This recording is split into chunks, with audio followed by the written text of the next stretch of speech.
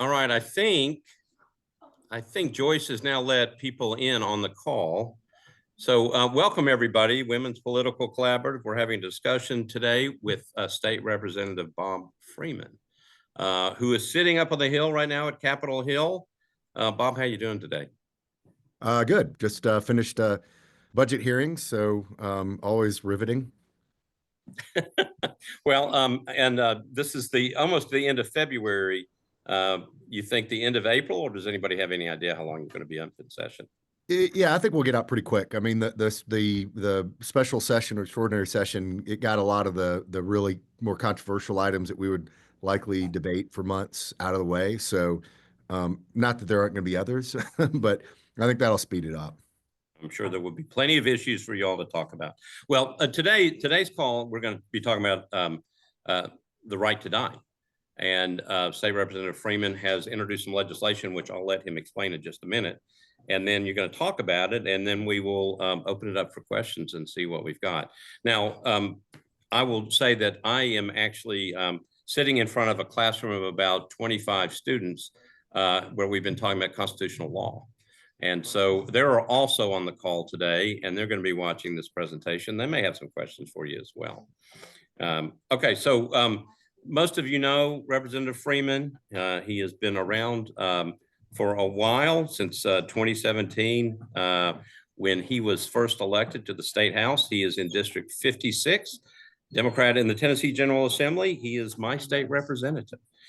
He serves on the Consumer and Human Resources and Health Committees, also appointed to the Select Ethics Committee and Workplace Discrimination Harassment Subcommittees. But you're also on the Budget Committee. You're also on the Finance Committee, correct? Finance, Ways and Means, Yeah. yes. Okay. Very active in lots of stuff in the community. I've seen Representative Freeman all over the place. He was, in 2017, he was appointed to the National Homelessness Commission. He's done a lot of sustainability work. If you don't know, he joined Freeman Webb in 2019 as the Executive Vice President. But you've been active in real estate investment development since 2000. Licensed Tennessee affiliate, real estate broker, and a general contractor. You hold a Bachelor of Science in Construction Management and Land Development from MTSU, Master of Science degree in Sustainability from Lipscomb. Obviously, you live in Nashville because you're a state representative. Married, 3 children. In your spare time, you like to practice jiu-jitsu. Didn't know that. I'll be much more careful around you next time. You ride your bike a lot, and you coach your children's sports and activities. Let me say this personally. I've known Representative Freeman for 10 years, more than that. We're very fortunate to have you in the State House. You are a excellent state representative. You are smart. You know when to chime in and make your points. Being a product of the state government, I've been up on the Hill. You are well respected, at least most of the time, by both Republicans and Democrats. You're easy to get along with. And in a time in this world, particularly in this country where things are very divided, you give me great hope that we can get some stuff done. And with that, I will be quiet and I will turn it over to State Representative Bob Freeman. Well, Jim, thank you for the very kind introduction.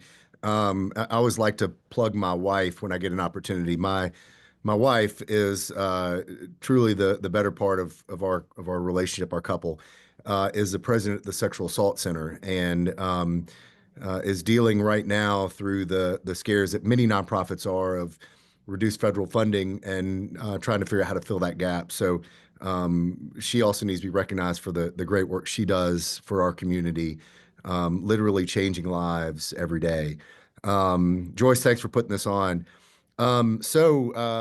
Medical assistance in death is something that is really important to me. I have watched in the last several years, friends, aging parents, sick spouses, and the like, grandparents who in the last 6 months of their life were forced to struggle with horrible pain, bedridden.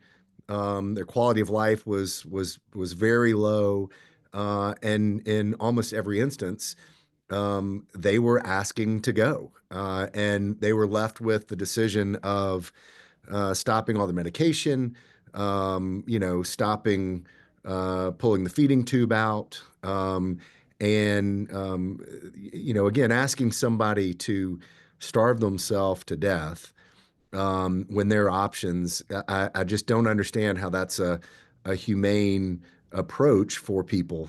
We give better treatment to our animals.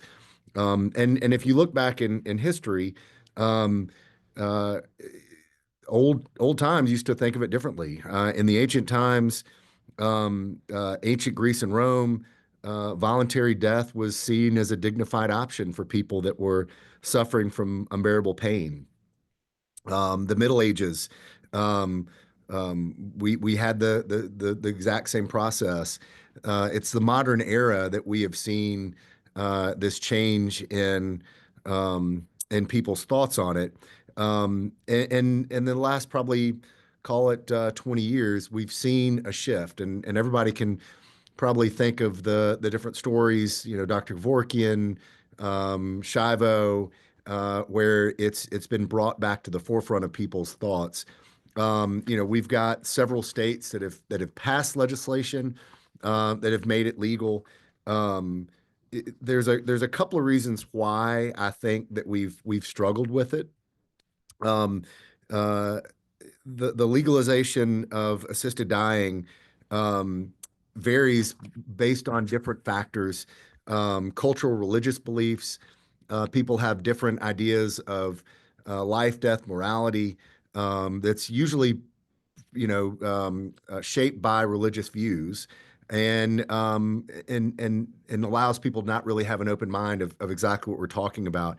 The legal framework that we have set up currently is kind of tricky because of liability and what the laws say. I'm reading through some notes, make sure I don't forget anything. Um, Medical ethics. You have physicians that have the idea of do no harm, and what does that actually mean, right? What is the doctor supposed to do, and how is that squared with an advanced directive, which when someone is struggling to breathe, you decide to have a DNR, do not resuscitate, or you take someone off of a breathing apparatus. Um, and then you've got the idea that we're going to coerce the vulnerable and or the mentally ill. And if you look at the data from every state that has started this, that's just not the case. In almost every instance, it's a lengthy process that requires multiple visits with doctors, a psychology test or psychological profile or assessment, a cognitive test to make sure they understand what they're deciding, and then you begin the somewhat lengthy process of going through with the filling out all the paperwork, and then at any point in any of those steps, the patient has the right to rescind their request. The language in the bill that I've drafted follow fairly closely to what best practices are throughout the country.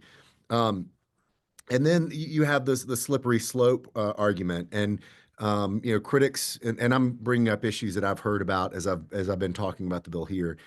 Critics have been talking about or have asked me, where does it end, right? Do you begin with the mentally ill, and then do you get those that are handicapped, and then anybody who's of a certain age, and the best practice that I've seen, and what the bill that I'm proposing does is two physicians have to agree that a patient is likely within their last 6 months of their life, and suffering from a terminal illness. And at that point, they could qualify to begin working through the process. And so the slippery slope argument's made um, all the time up here about all sorts of bills. And the reality is, it's kind of a bogus argument, because at any point, we could change any law we wanted if we had enough votes. And so this idea that, opening the door kind of moves legislation down a path towards someone being able to take advantage of it, I just wholeheartedly disagree with. Um, and then we've got an increase in the quality of palliative care. um, you know, just 25, 30 years ago, I remember going to visit, an aging great grandparent at the time, and the quality of palliative care was pretty low. And it was, a pretty heavy dose of an opioid, so they were in and out of consciousness. Um, and in consciousness was not really with it. It was kind of loopy. Today we've done a little bit better, but still, there are instances where the palliative care is not working, and the pain is too much. I'm have waking nightmares sometimes thinking of visiting my grandmother who was in a hospice facility, and as you're walking down the hall, you could hear people, um, moaning and screaming in pain because the medicine just wasn't able to manage that pain. Um, so we have about 11 states that have passed some level of medical assistance in death. Um, Oregon was the first in 1997, then Washington in 2008, and then Vermont, and then California, Colorado, DC, which not a state, but Hawaii, Maine, New Jersey, New Mexico, and Connecticut. If you look at these, they all veer a little bit to the blue side. But if you look at polling, about 84% of Americans believe that we should have some level of end of life or dignity in death or whatever the catchphrase of the day is, to allow for us to take care of our aging parents, or aging population. Um, so, couple things. Physician-assisted suicide is the same as euthanasia, is one of the common misconceptions. And while both involve ending a person's life to relieve suffering, they're not the same. In a physician-assisted suicide, the patient self-administers lethal medication prescribed by a doctor, while in euthanasia, the physician directly administers the medication. Um, I talked a little bit earlier about, patients are coerced into choosing assisted suicide. One of the things I hear is people suffering from depression. And again, it's very clear the legislation would not allow for it. Um, um, Assisted suicide is a sign of failing healthcare is one of the things that I hear. And again, there are limits to what our healthcare system can do. And if you have the ability to, um, choose how you live, I think people should have the ability to choose how they die.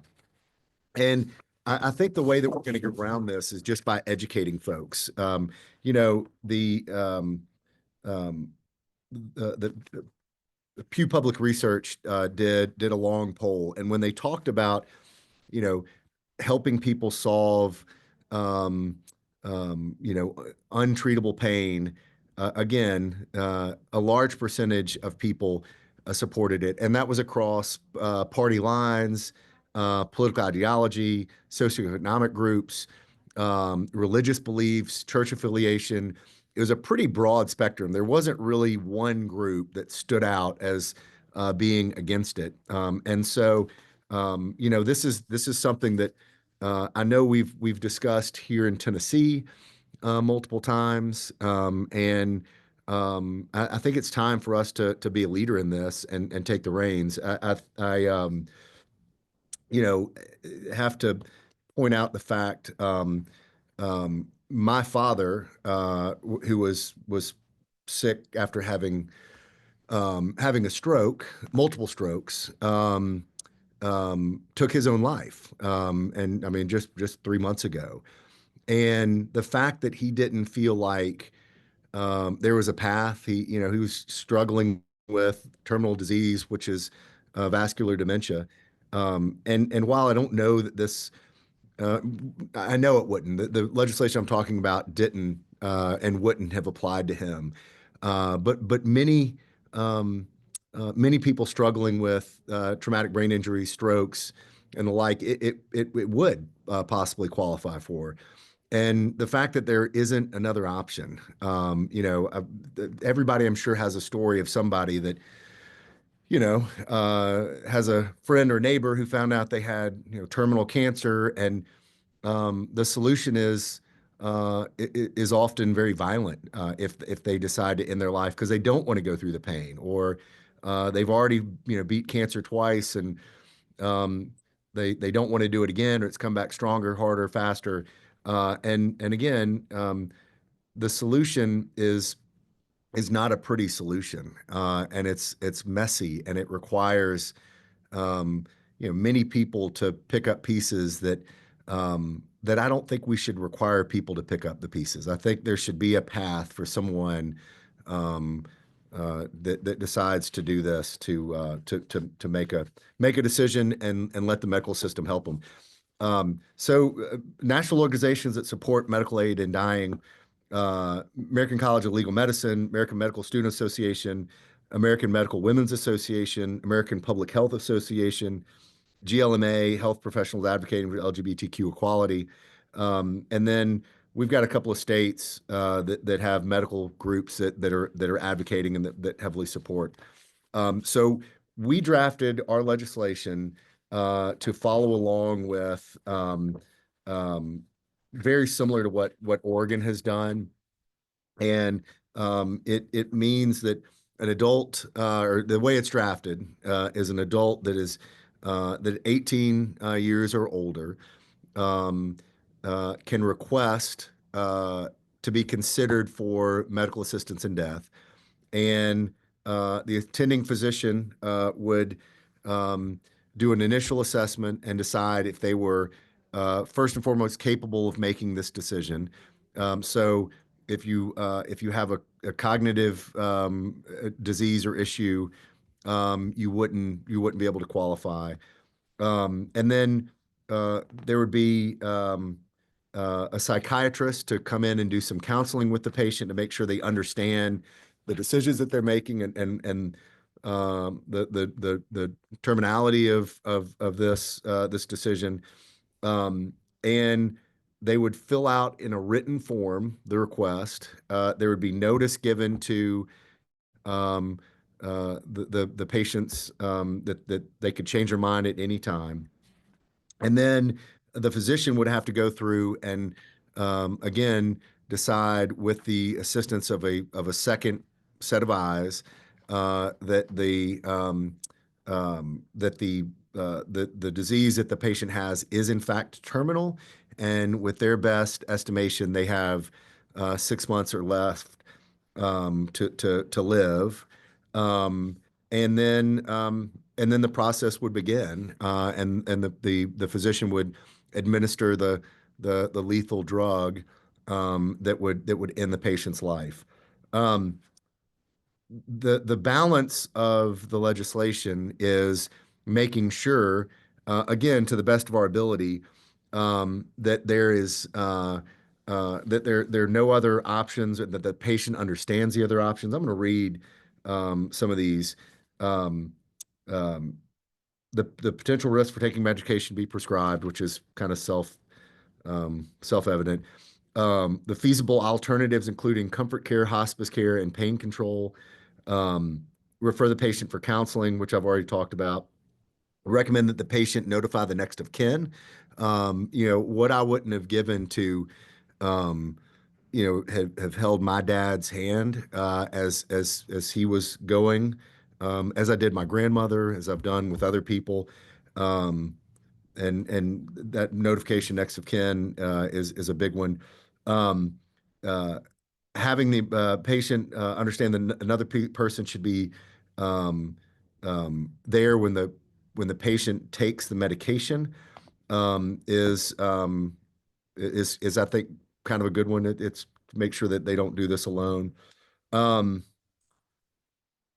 let's see what else do we have here. So the way this would work is the attending physician would fill out all this paperwork. They would prescribe the medicine to the patient, and the patient would then take the pills.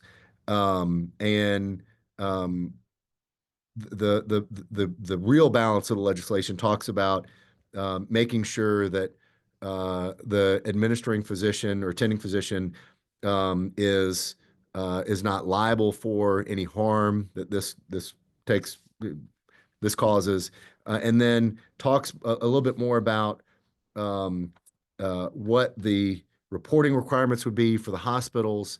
There's actually a copy of the form that the patient would then have to fill out that's included in this. Um, it talks about um, um, uh, ensuring that wills and contracts and statutes remain intact, that this doesn't um, void any wills. It talks about insurance and annuity policies, making sure that an insurance program and or an annuity can't void the agreement. Um, Stop saying uh,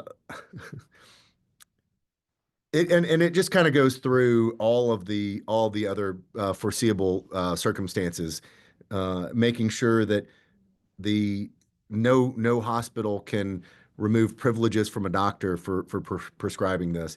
It's also uh, permissive in that if a hospital decides this isn't something that they want to do, they don't have to. It doesn't require any hospital and or any doctor to participate in this program. It's if they so choose. One of the more interesting groups that I've started to talk to, and I can get into more details if people have specific questions about the legislation. But one of the more interesting groups that I've gotten a chance to talk to is that there are groups of people called death doulas, and they help people navigate end of life decisions.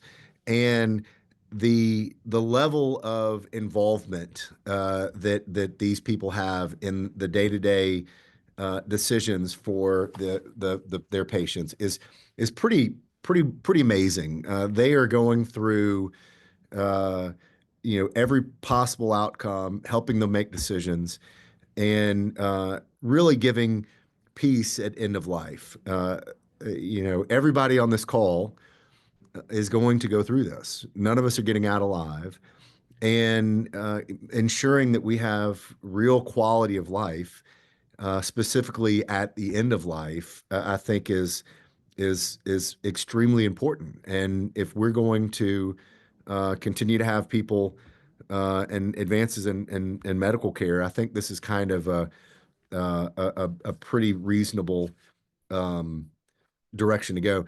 The other question I get a lot is hospice care. Is hospice care in favor? And they fully recognize that there are limits to their ability. And last misconception that I want to, and then I'll answer the questions in the chat box. Um, is a lot of people are under the false belief that hospice care is currently doing this kind of, they have a final dose or a death dose or whatever. I mean, I've heard differing people say different things. And if you talk to hospice care, even very candidly, that's just not something that they're doing. They could be and would be held liable um, um, um, for assisted for murder if they were to do that. And so um, they're not doing that. And I think that again, most people are under the misconception that that's happening. So Jim, you want me to answer some of the questions in the chat box, or do you want to read them, or how do we want to do this? Yeah, there's a number of questions that are popping up in the chat box, and we can just go down right from the start. I will ask you a question, and I may have missed this right at the first, but has the bill's been filed, correct? Yes. Is that right? And Yes. how many sponsors do you have on the bill? Well, I've not. That's not really something that I work on. I've had a bunch of people come up and ask, as it will begin working its way through the committee process and it gets Okay, heard, that will happen organically. But I've not actively searched out okay. co-sponsors. And the bill's been filed in the Senate. Who's the sponsor in the Senate? Um, I should know that. That's okay. I was curious if, I'm sorry. I know it's Senator Campbell. okay. All right. Okay. So let's start with Nancy Steer's question. And what she said was, do you have concerns that your bill may be rejected on constitutional grounds in Tennessee? And then there's the second part of it, which is your bill essentially based on equal protection due process or something else? So constitutional grounds, has somebody tried this before and has run into trouble? I mean, well, the other states in 1997, somebody put it in the chat. The Supreme Court ruled that there's no constitutional right to this and left the decision to individual states. So um, the individual states would have the final say. All right. So, based upon what's going on, at least on the federal level with the court system, they will leave it up to the state, just like they did in Oregon. So it's up to Yeah. Tennessee to do this. Okay. Yes. So go to that. The legal challenges, and again, okay. So if it's gone up, and then the federal courts have ruled that it's up to the states. Do you know of legal challenges that may come your way? Immediate and legal challenges first, and then maybe we could talk a little bit about who's going to raise obviously issues regarding a right to die bill. Yeah. So it's interesting because I think there's a false belief that it's always kind of argued on a moral objection, and um, uh, the reality is that most of the objections have come from insurance companies, hospital concerns, physician concerns because of liability issues, and those challenges have been fought and upheld. I mean, it's been a law in Oregon for almost 30 years, and there have been multiple challenges to this, and it's still part of their law. And so, um, um, anyway, so that's I mean, I anything could happen, but that's a likely place. And most of these insurance companies have already fought these battles, and they're kind of seeing the writing on the wall. And there's an interesting stat, and if somebody knows it, I'm gonna butcher it, but a disproportionate percent of your lifetime healthcare costs are likely in the last several months, year of your life. And again, not that we shouldn't do everything we can to prolong someone's life. If they don't want to do that, I think they have the right to do it, to make that decision. And again, these are not people that you know stub a toe and decide they they don't want to continue. This is somebody that is very likely bedridden, uh, and is not getting up, is not getting better, and it's just allowing them to have some dignity in death. Um, so So obviously, I mean, you've talked about your personal situation.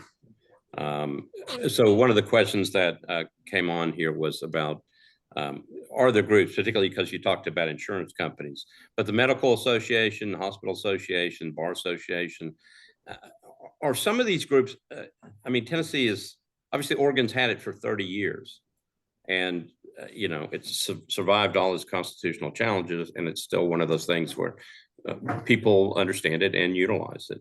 yeah, Um, what about these other groups? We talked a little bit about, obviously you could get constitutional challenges, but there are groups out there that would say, no, we don't want that. sure.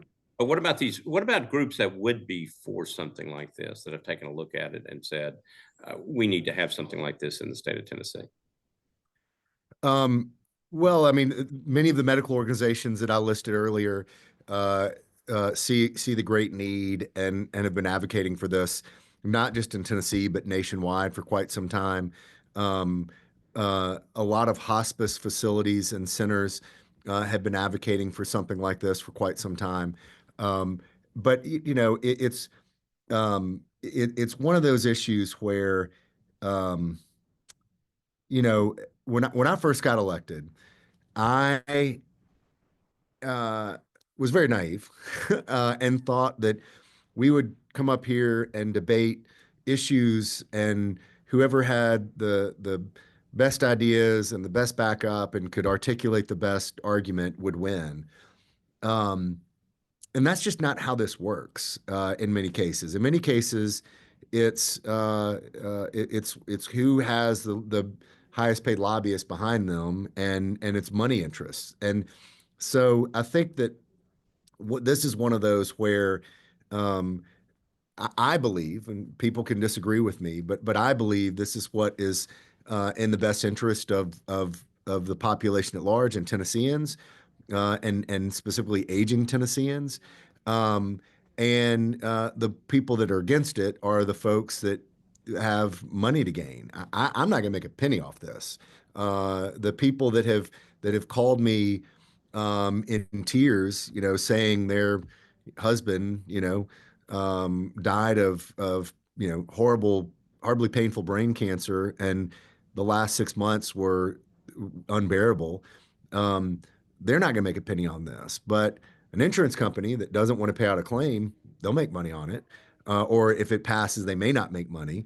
And so I think this is one of those where the special interest groups have not really decided, where they're going to land yet, because they either aren't going to make money or they could potentially lose money. And so the way I hope this bill gets passed is through, you know, people that have been touched by somebody in horrible pain at the end of their life, and they understand the need of something like this to be in existence.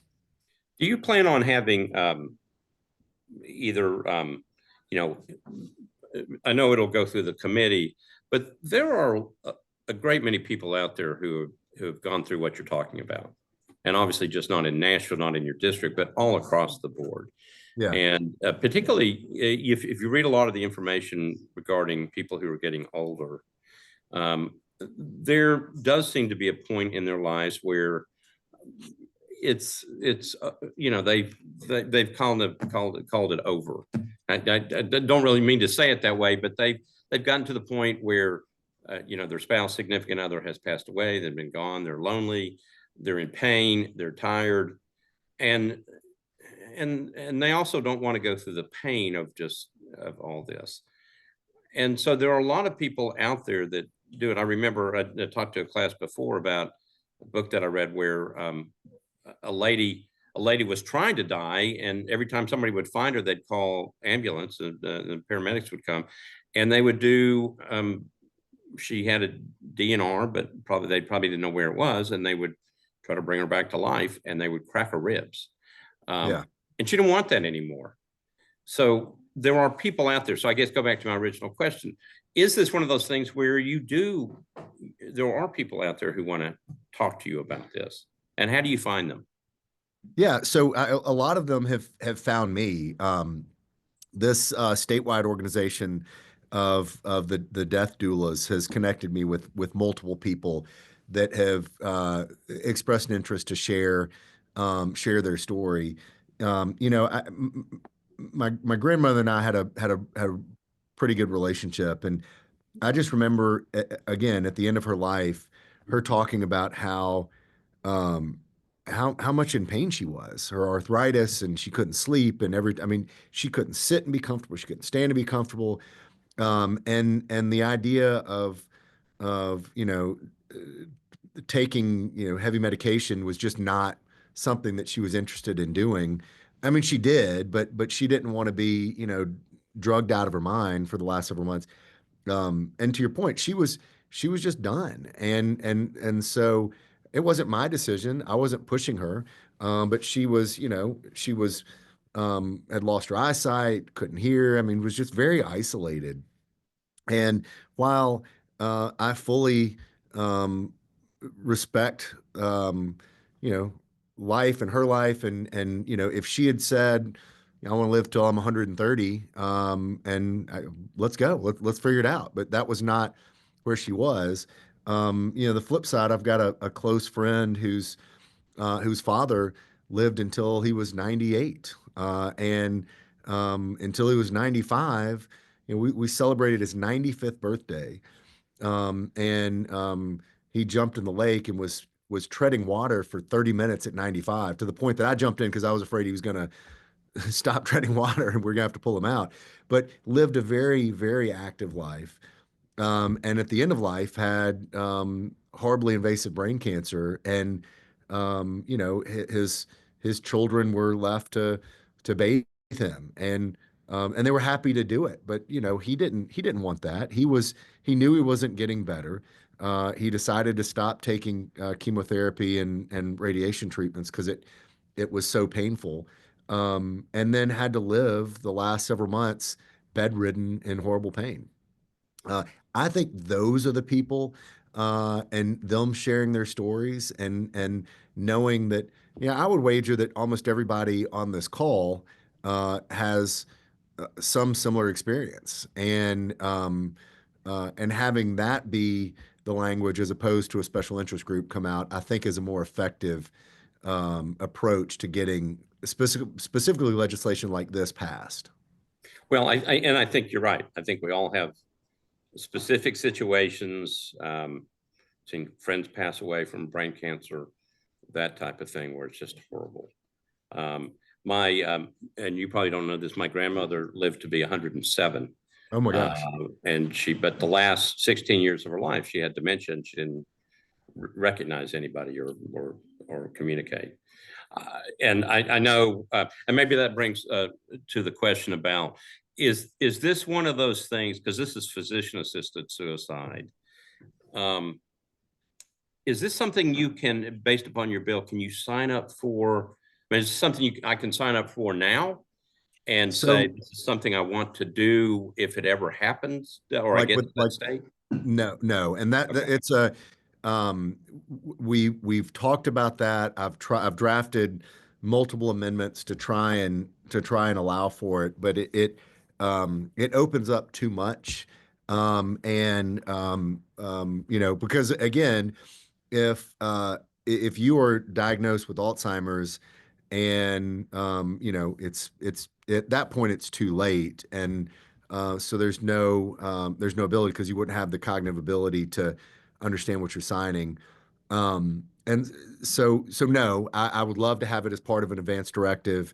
And I think that, you know, if somebody's got a better idea, and Nancy, you seem to have some great comments here. I'd love to chat with you at a later time. Um, but I think if we could figure out a way to include that in, I think that'd be great because, you know, you know, we have an advanced directive for a DNR, and you know, you don't want to put on whatever you want that to look like. Um, I can't figure out how to make it work within the language of this legislation. Okay. Well, what about, tell me this, and you may have looked at this too, because particularly people as they get, if they're in a state or they're older and they're having trouble and they decide to do this, under physician assisted suicide, the person providing the materials or whatever you call it, the thing that will cause the death, the drugs, um, Yes.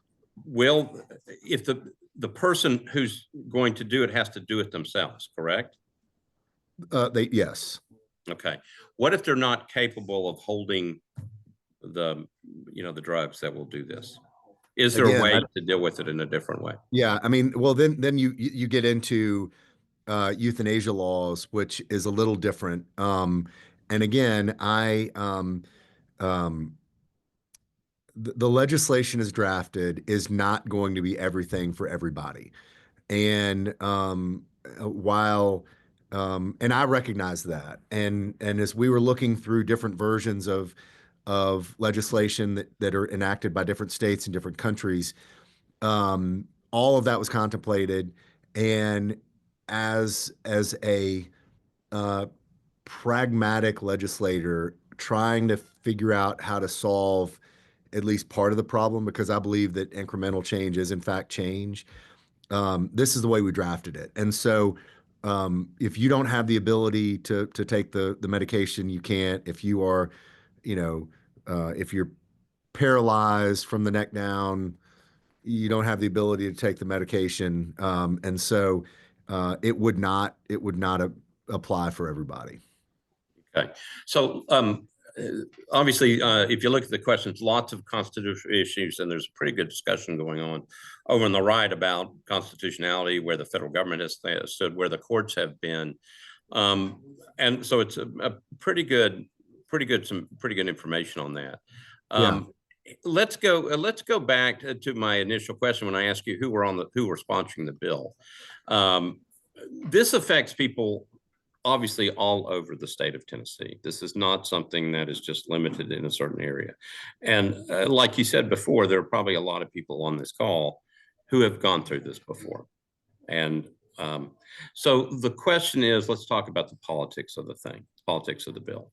Um, is this one of those things that's going to, it will generate conversation, which is a good thing, Mhm. because it should. But you know, we hear so much about Republicans against Democrats, so forth. This is a bill to help people. So talk through, you know, maybe you can explain to people where it's likely to go in the process and where you're likely to run into some issues. And are there going to be people on both sides, Democrat and Republicans, that stand up and say, nope, we're not ready for this? Or is this one of those things where it's going to have some bipartisan support? Um, well, let me correct one misconception, and that is that that all we do is argue. And if you're a Republican, I hate you and your bills. If I'm a Democrat, and vice versa. And that's not reality. That's not how it really works. It definitely is how it shows on TV and on social media, because it gets the most clicks. But the reality is that the majority of legislation that passes the legislature passes with bipartisan support, and usually almost universal support. I mean, we'll have a floor session this afternoon at 2. We'll have a consent calendar that will have bills and resolutions, and it will pass with 99 votes if there are 99 members there.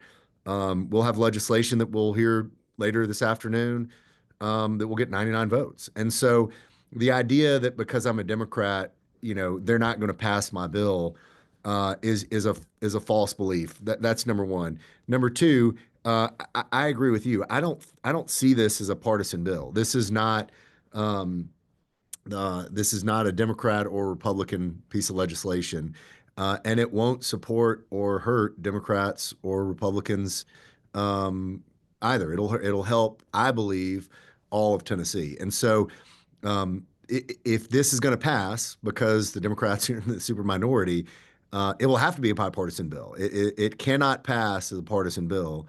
And so anyway, and I've talked to several members who have seen the legislation.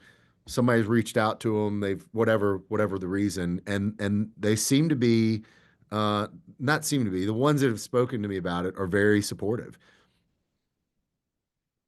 So tell me, do you know where it's headed in terms of the bill? It's going to be triple triple referred to committees. It's going to go Okay. to I think population health, and then it will go to insurance, and then because there's a small fiscal note, it will go to finance. I can pull it up real quick too if you'd like. Do you know what the fiscal impact of the bill is going to be? I can look that up as well. I assume, I'm guessing that it may be to kind of monitor or make sure that it's Yeah, being and done. it'll be there's no committee that's required, so or board or anything like that. So it won't be as big as some, but there will definitely be some fiscal note because it'll be required to. Yeah, it's assigned to population health. Okay, here it is: Health Committee, Judiciary, and Government Ops.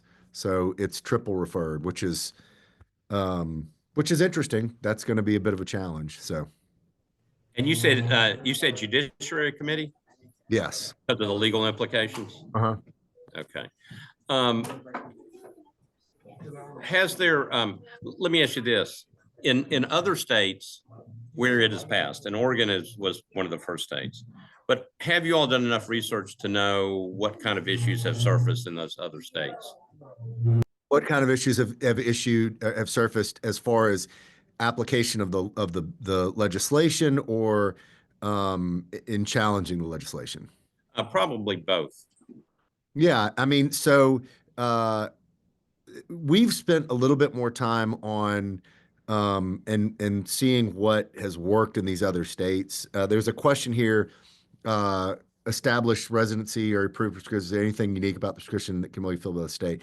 So we have drafted ours to be just a Tennessean, and that's one of the other things that some of these other states have um, um, have put in their legislation because they didn't want people coming from out of state to do this, and so that's one of the things in application. I think if you look at it, the Oregon bill that we copied in existence for the longest um, has morphed and changed and been finessed over the last, almost 30 years. And so as they've run into problems, like making sure that it was very clear that, you notify them and encourage them to notify their next of kin. Some of these issues that have come out of their application of it, we have picked up those solutions ahead of time. So they've had 30 years to, iteratively um, um, change and morph and improve the legislation. So I think really the concerns that I have from a challenge perspective is the legal challenge to whether or not this is allowed. And there's going to be who knows who comes out, but part of this part of this process also is um, uh, and the reason that I'm running the bill is I want people to object if they have objections and let us begin that process because otherwise I don't know who you are and I don't know that your group has an objection and then we can begin that process. I'd be lying if I told you that I'm confident that this bill is going to pass this year. It's a big bill that has a pretty um, broad impact on Tennesseans, affects multiple industries, and challenges people's understanding of how things work today. I mean, this is a drastic change from how things are working today. And so what my hope is that this begins the process and the conversation. I would love for it to pass this year. And then, I think the bill that we've drafted addresses all the concerns that I've thought of. And if others come up, we can address those as they are. But I think this protects patients, it protects doctors, it protects hospitals, and gives people decision making for end of life decisions. And so that process is part of, in my mind, is part of the legislative process of having people bring up concerns, beginning the conversation, and starting a dialogue to make sure that we have addressed everybody's thoughts. Okay, let me ask you a question. It comes from Denise Alper. It's an interesting question. And I think I know part of the answer to this. So she's talking about if you were to go to one of the other 11 states, or how many states have this, and establish residency, then I think you can utilize their process. But then she starts talking about whatever the prescription is, whatever the this option is that you're getting. I think you have to do if you're going to go to Oregon and establish residence, you have to follow the procedures and stay in Oregon. I don't think you can take the medication and come back to Tennessee. At least that's my understanding. Is that right? Is that what you think? That is my understanding. Yeah. Yes. All right. So so are we, and I don't know if there's any southeastern states that have this, the right to die, but obviously there probably, I'm guessing there may be something in your legislation that requires, so if somebody comes in from out of state, they come in from Georgia, which may not have a right to die, and they want to utilize Tennessee's law, can they come up here and establish residency or no?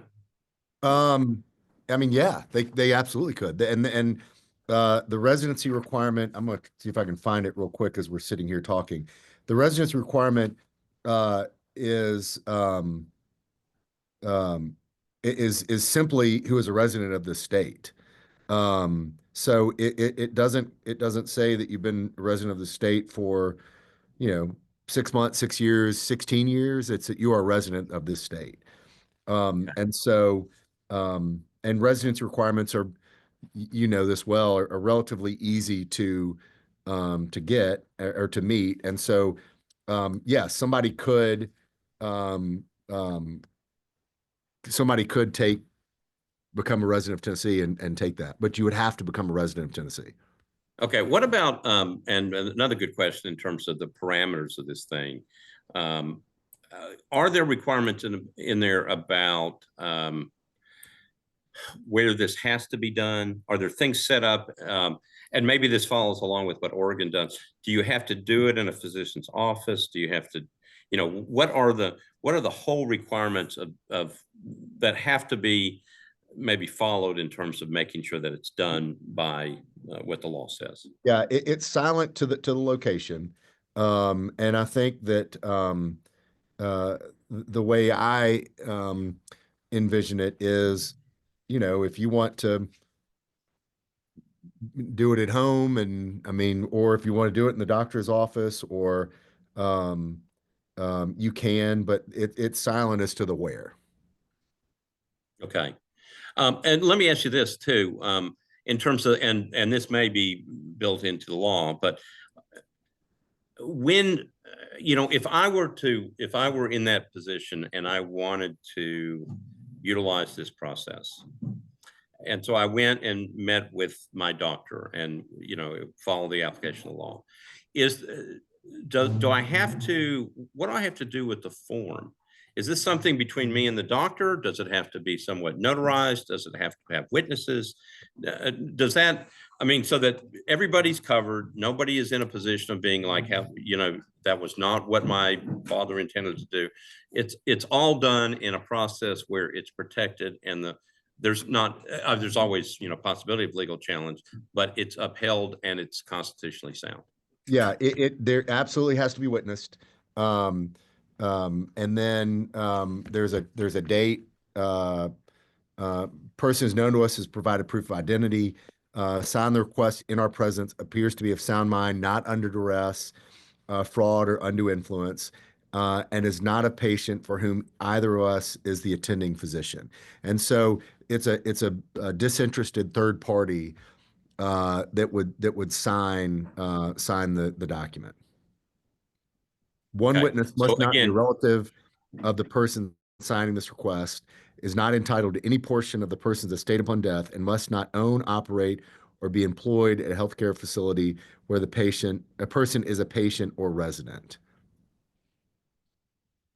okay, so my guess is we're following some other states that have put together a process Yeah. or procedure that, you know, they've had 30 years to kind of play through this and make sure that they've got all the safeguards in place to make sure that the processes are all sound and work.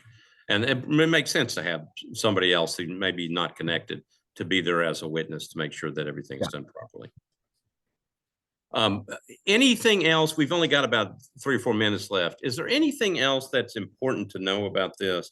I mean, I think we've covered most of it in terms of, you know, its application, what you're trying to do with this, people who've been involved. I remember when I was at the state, we had a big meeting on Alzheimer's. And when we had people come in and testify about what it meant. and what was missing in the process and what needed to be done and so forth. Yeah. And again, my guess is you're going to run into people once they hear about this legislation. They're going to be people who want to talk to you, and there may be people that want to talk to the committee and say, Yeah. this is my personal situation. So again, and this is probably the last question we'll have time for.